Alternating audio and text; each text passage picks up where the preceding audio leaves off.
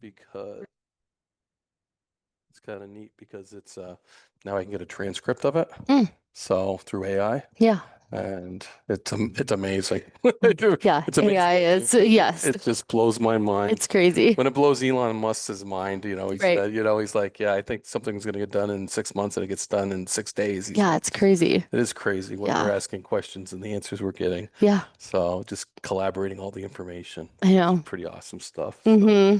and then this is a mixer, so I record, we'll give it like 10 seconds of silence and I record audio as well. So there's actually two recordings going on, the audio, but that's recording audio as well. So if I ever have problems with one or the Hmm. other one it picks up the slack Oh, usually. good. And that's happened, believe me. Yeah. So that's usually, and Stephanie Lee, that's easy to say. Thank Yes. God. I Yes. mess up last names on a regular My basis. maiden name was not so easy. It was Heklowski. Whoa, So, you were happy to change your yes, name. I was. That's so cool. Yeah. And your official name is the curator, Museum manager. museum manager. Hmm. Okay, cool. Well, great. We'll just get into it. So 10 seconds of silence, and I can then use that silence to cut out other things and replace things. So Hmm.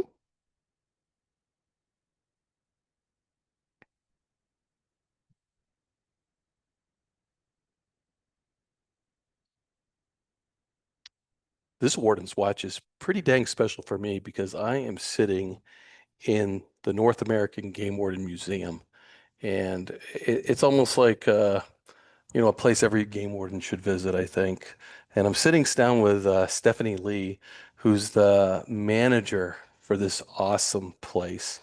And Stephanie's been on for about 6 years. And I've been sitting in meetings with Stephanie this morning, and it was really cool to see your enthusiasm, Stephanie, for this museum and the passion. It was almost like you were a game warden. That's all I kept thinking. You have the same passion that we do about our jobs. Yes. And that, to me, that's special that we have somebody like you Hmm. managing a place like this. Yeah. Because I think to game wardens, it's like the Holy Grail. Right. It's like I think every on Hmm. every game warden's bucket list to be here. For sure. Yep. I So hear that a lot. yeah, you're active, retired. Yes. We have the fallen officers memorial Hmm. outside, and we're gonna actually have a memorial ceremony tomorrow, Yep. Tomorrow afternoon. which will be incredible in Yeah. itself. Hmm. And I'm always big on memorials, as people know and listen to the Warden's Watch. Right. Those that have given their lives is something special. So, Yep. so yeah, so it's a very special place, I think, Hmm. for us, and a very special place for you. It is. Yeah. How, That's for sure. how'd you get, hooked into this?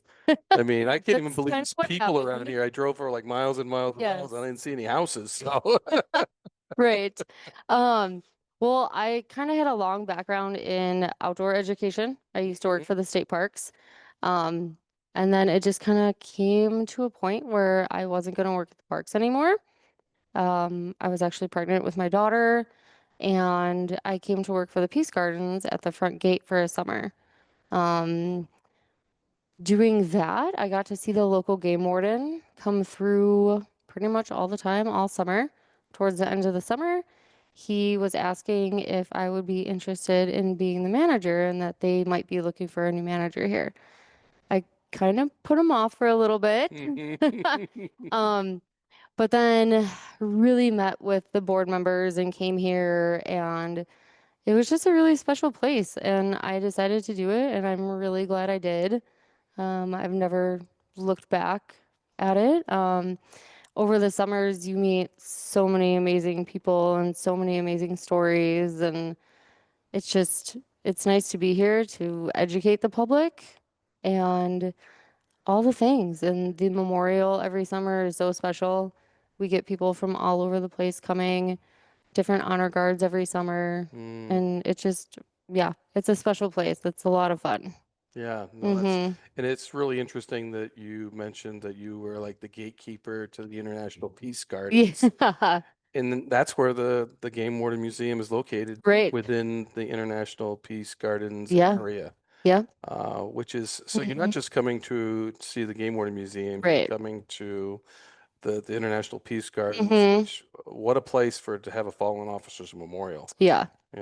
And I haven't got a chance to walk around yet, but I'm really looking Hmm. forward to it because after meeting with the manager for the Peace Gardens, it sounds like, Yes. they got a lot going on here. Yeah, they do. And Hmm. it sounds really interesting.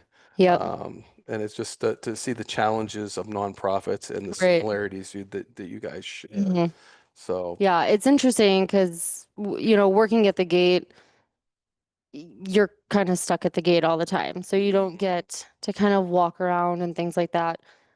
One of my coworkers at the gate at the time had been here for years. So she gave me a lot of history on the place, a lot of little tidbits about different things in the Peace Gardens.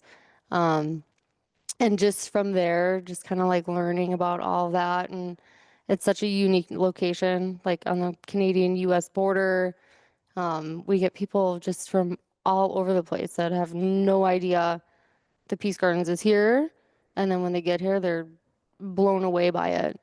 And then they mhm, come to the museum and they're like, oh, wow, like this is incredible. Like there's so much information here about so many different things and it's so educational. Um, and just seeing the officer memorial and yeah, people are really blown away by it. mm. And when they go on the outside to look at that memorial, there's all these, and I want to call them, I don't know if they're, I'm assuming they're granite Hmm. tiles that are engraved Yes. of people that have donated to build this, or people that want to memorialize loved Hmm. ones, or but Yeah. it's kind of a fundraiser, Hmm. and it just shows participation from so many places. Yeah, and people always ask me about it too. Around the museum itself, we have these big, we call them cradles, but they hold these granite paving stones. And like Mm, you said, the paving stones are something to support the museum pretty much from anyone. Most of the ones out there are for retirements, a lot of different clubs and organizations, canine units. There's a lot of them that are in memory of someone that are kind of lining the museum. So people get to walk around and see all these names.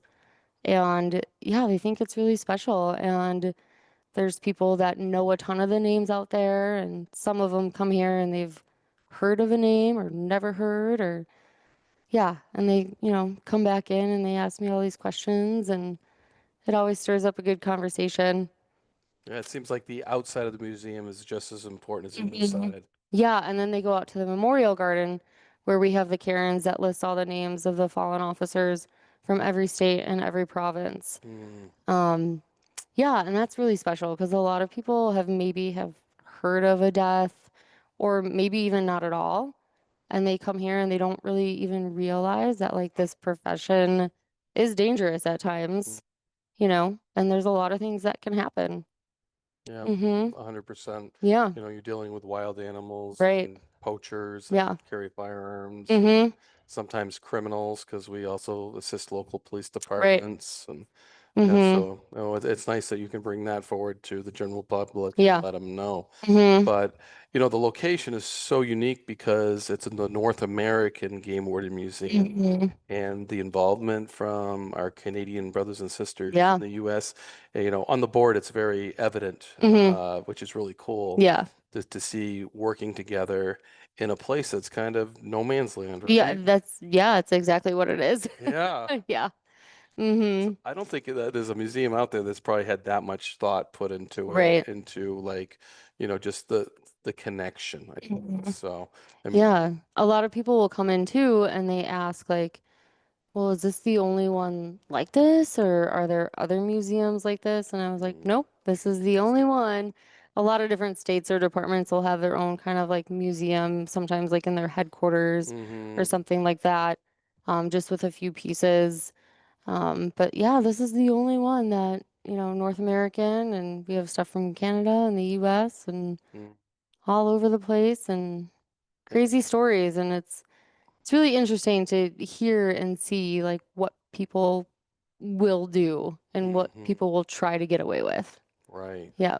Yeah, no, no, it's Mm-hmm. interesting. And when you say that, there's a lot of people, a lot of game wardens out there that Mm-hmm. love the history Yeah. of the game wardens. I Mm-hmm. mean, Tom Kappa is one of them for sure. Yeah. Um, but New York's historian. Right. And Yeah. certainly, I look around this and you can see his handiwork Mm-hmm. everywhere. You Yeah. can he tell you he takes very pride in this Oh museum. yeah.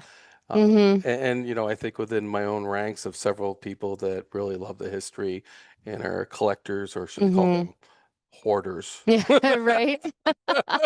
Yes. Because I'm thinking, geez, we should have a New Hampshire display, but could I Mm-hmm. pry his fingers off of Yeah. anything?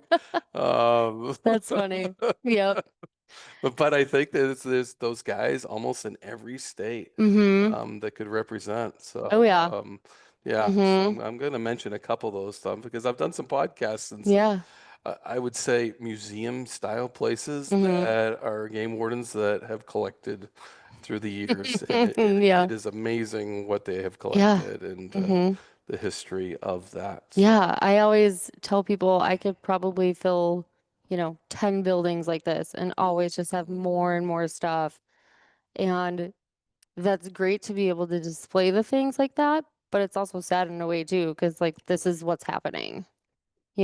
So it's great. And we love when we have kids come in and they really have no idea what the profession is about. hmm So we're able to educate them on that, and then they leave and they're so excited about it. yeah, Yeah, creating the next generation of right. game Like wardens. it's great. Like people will email me and be like, my kid was in there, they were watching this one video about it and they can't stop talking about it now. And Mm, it's really cool to hear that. yeah, no, Mm-hmm. that is really cool. Yeah. So the challenges of a museum Mm-hmm. manager, Yes. share some, because I've sat at a meeting and I've heard some of them. Yeah. Um, One of the things is just our location. I hmm think, you kind of said it too. We're kind of in no man's land up here. We get a lot of people that are traveling, just going back and forth between Canada and the US, traveling the US, and they hear about the spot and they want to come. Other people have no idea that we're here. So we really do try and get our word out that, we're here, we'll always be here. Um, that's one of the struggles is just, educating people that we are here and, we want people to come and see this and learn about the profession if they don't know about it. Um, yeah, we try to get school groups in too. Yeah. Like I said, like the next generation of kids coming. hmm It's great to see kids leave here and just be so excited about it.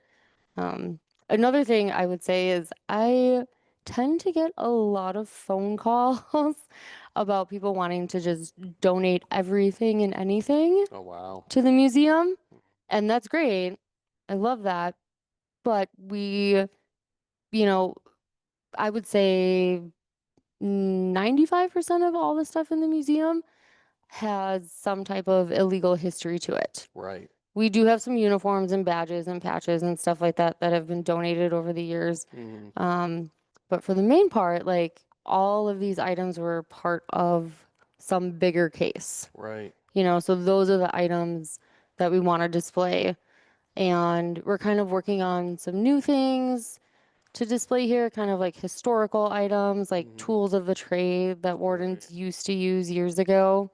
hmm It's interesting to see how things have changed so much over the years and people just don't even realize it. Yeah. Mm-hmm. 100%. Yeah. Yeah. Yeah.